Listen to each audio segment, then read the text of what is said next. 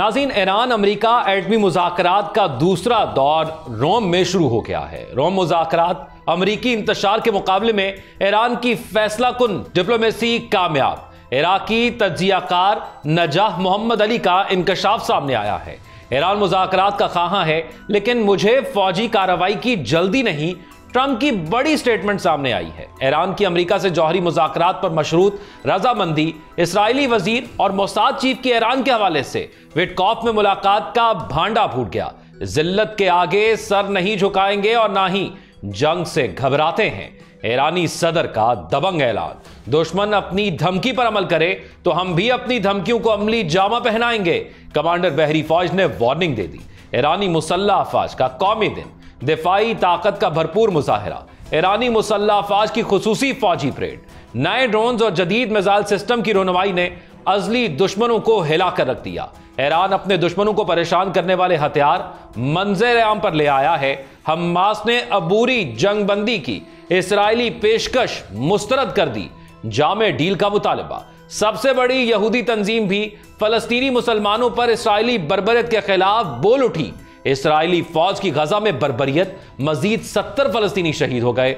आलमी शोहरत याफ्ता फलस्तीनी फोटो जर्नलिस्ट फातिमा हसुना इसराइली फजाई हमले में अपने खानदान के 9 अफराद समेत शहीद हो गई हैं।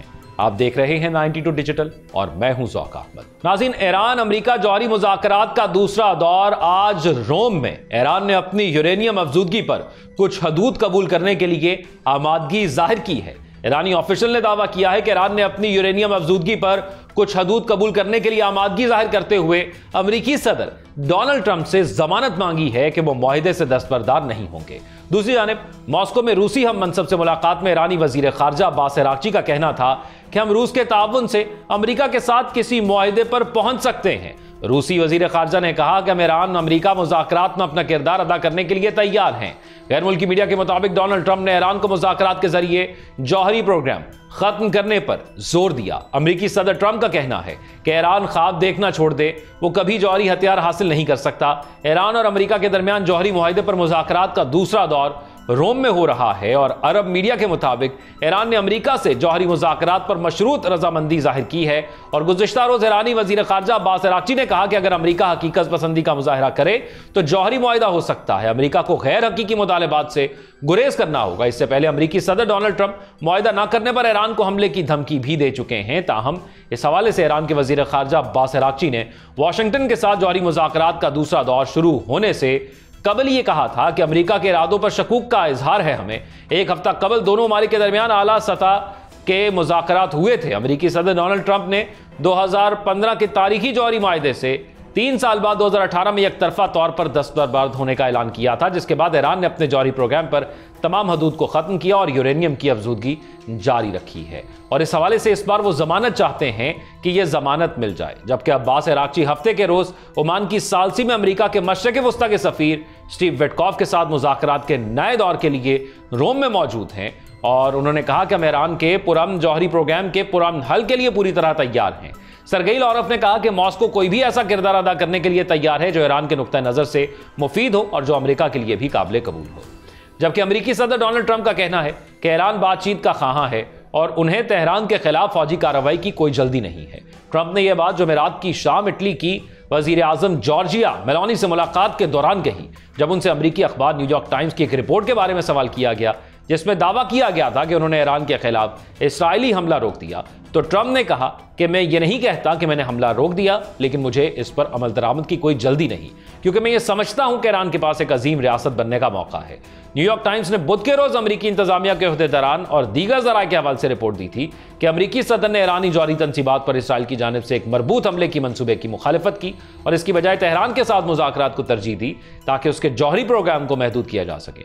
रिपोर्ट के मुताबिक इसराइल ने मई के महीने में हमले के लिए मंसूबा तैयार किया था, जिसका मकसद ईरान की जौहरी हथियार बनाने की सलाहियत को 1 साल या उससे ज्यादा के लिए मौखर करना था। अब ये मुज़ाकरात के बाद अगला दौर होता है या नहीं, या इसी दौर पर मामलात तय पा जाते हैं, ये एक अहम सवाल है। जबकि इसराइल के नाज़रीन स्ट्रैटेजिक अमूर के वजीर रॉन डर्मर और मोसाद के सरबरा डेविड बार्निया ईरान के साथ इसके जौहरी प्रोग्राम पर बातचीत से कबल अमरीकी एलची स्टीव विटकॉफ से मुलाकात के लिए पेरिस में मौजूद हैं।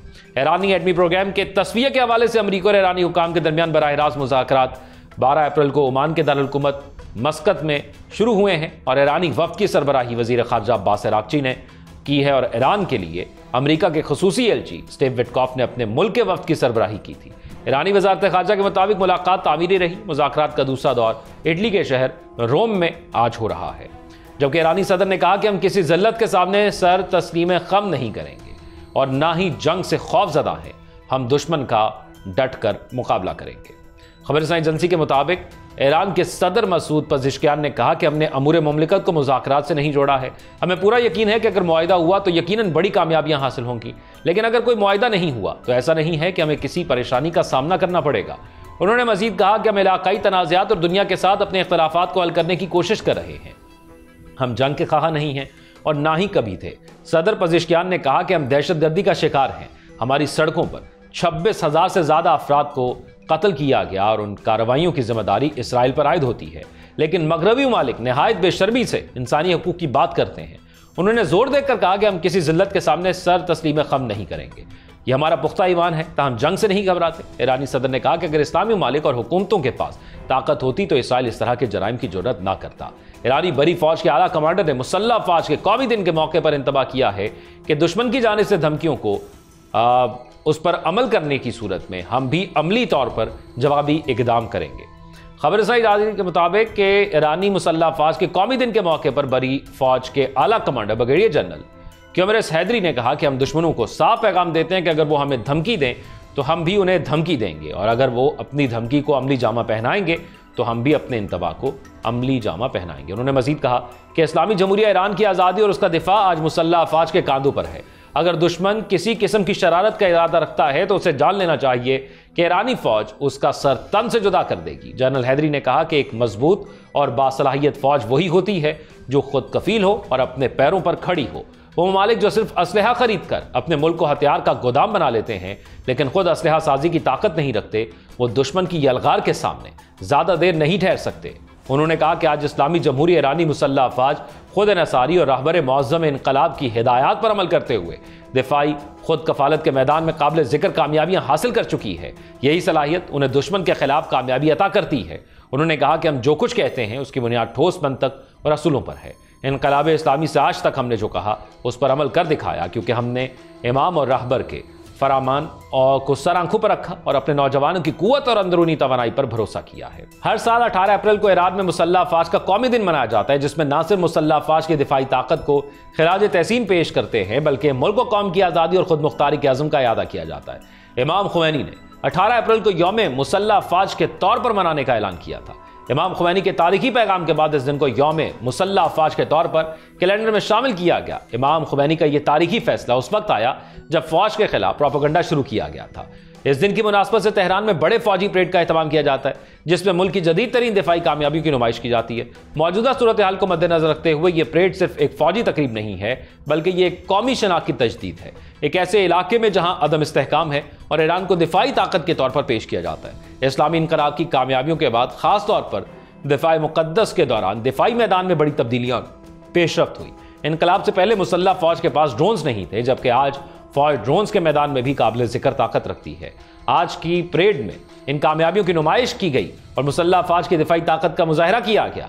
अप्रैल के इब्तदाई दिनों में ईरानी फौज के ज़मीनी दस्ते के कमांडर ब्रिगेडियर जनरल क्योमरस हैदरी ने ऐलान किया था कि एक नई नस्ल के खुसूसी हथियार जल्द मंजर आम पर लाएंगे जो तनाज़ात में इंतहाई मौसर साबित होंगे। जनरल हैदरी ने कहा कि ज़मीनी दस्ते की साख्त और ताकत में बुनियादी तब्दीलियां की गई हैं। हमने ऑपरेशनल ज़रूरियात को एक मुतहरिक, जारहाना और तेज़ रद्द अमल दिखाने वाली कुव्वत में तब्दील कर दिया है। माजी की रिवायती गैर मुतहरिक यूनिट्स अब मौजूद नहीं हैं। जनरल हैदरी ने मजीद कहा कि रहबर मुअज़्ज़म अली खामनाई की रहनुमाई में नए हथियारों को ज़मीनी दिफाई निज़ाम में शामिल किया गया है ताकि पुराने निज़ामों की जगह ली जा सके। नाज़रीन, अब बात करते हैं जालिम और आलमी इंसानी दहशतगर्द इसराइल के मासूम निहत्ते मुसलमानों पर जारी बर्बरियत की। इसराइली फौज की जानिब से गजा में मासूम फलस्तीनियों का खून बहाने का सिलसिला जारी है। ताज़ा हमलों में मजीद 70 फलस्तीनी शहीद हो गए। अल जज़ीरा की रिपोर्ट के मुताबिक गजा के मुख्तलिफ इलाकों में इसराइली फौज के हमलों के नतीजे में मजीद 70 फलस्तीनी जामे शहादत नोश कर गए। जनूबी गजा के शहर खान यूनस में एक दुकान पर होने वाले इसराइली हमले में 6 फलस्तीनी शहीद हो गए। खान यूनस में बमबारी से एक ही घर के 10 अफराद शहीद हुए। आलमी शहरियत याफ्ता फलस्तीनी फोटो जर्नलिस्ट फातिमा हसुना इसराइली फजाई हमले में अपने खानदान के 9 अफराद समेत शहीद हो गई। गैर मुल्की मीडिया के मुताबिक 23 साल फलस्तीनी फोटो जर्नलिस्ट फातिमा हसूना ने फ्रांस के दारुल पेरिस में मारूफ कांस फिल्म फेस्टिवल में मुंतखब होने वाली दस्तावेजी फिल्म में अहम किरदार अदा किया था।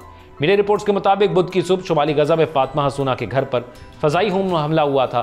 कांस फिल्म फेस्टिवल की तरफ से उनकी दस्तावेजी फिल्म को कांस फिल्म फेस्टिवल के मारूफ इदारे association for the diffusion of independent cinema की साइड बार के साथ दिखाए जाने का ऐलान एक रोज कबल किया गया था। मीडिया रिपोर्ट्स के मुताबिक इसराइली फजाई हमले में शहीद होने वालों में फातिमा हसूना के बहन भाई भी शामिल हैं, जिनमें से उनकी एक बहन हामला थी।